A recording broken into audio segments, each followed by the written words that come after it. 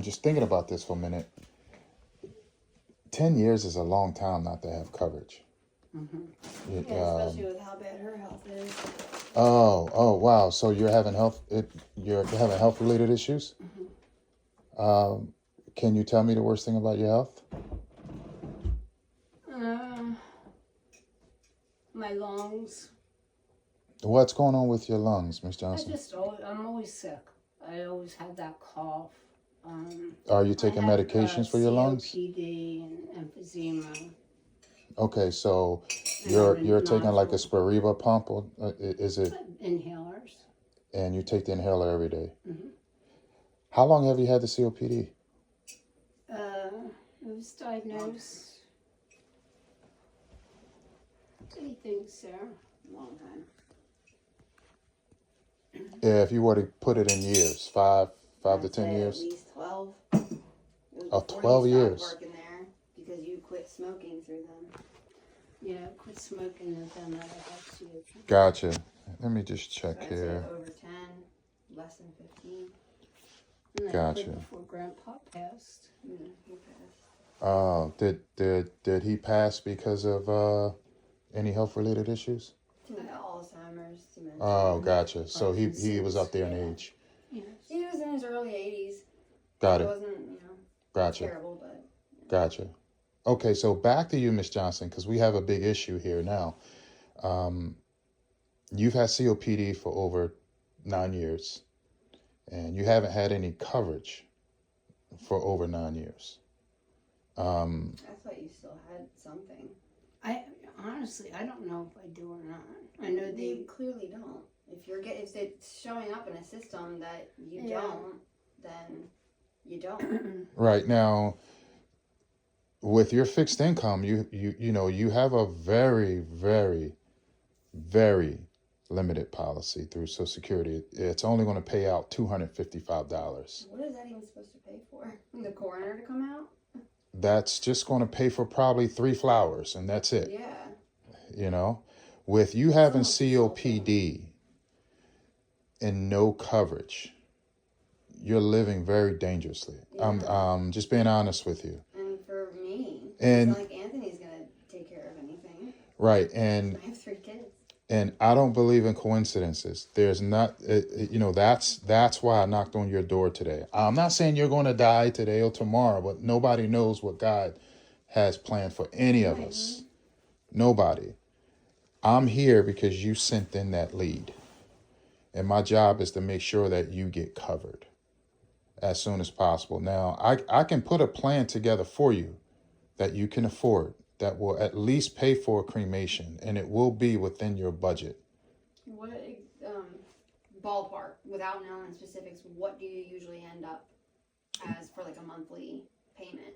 Well, we have policies and plans to fit just about any budget, and in a couple minutes here, I'll be able to go over some stuff with you. But I just have a couple more questions before we even get there, if you don't mind me asking. If you were to pass away today or tomorrow, how is Sarah going to come up with the funds to pay for your cremation? I don't know.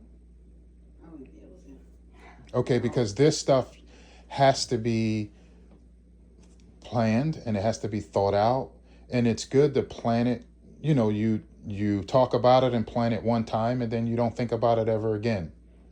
Whether you do it inside or outside coverage. It's easier to do it through us because we put that plan in place for you. Right. Are you okay? You sure? Mm-hmm. Okay. The stuff is real. It's real. And that's why I'm asking these questions, Sarah, where would you get the money to pay for her final expenses? I'd have to borrow on top of everything else that I have to pay for. Miss Johnson, would you want your daughter to do that? No. No.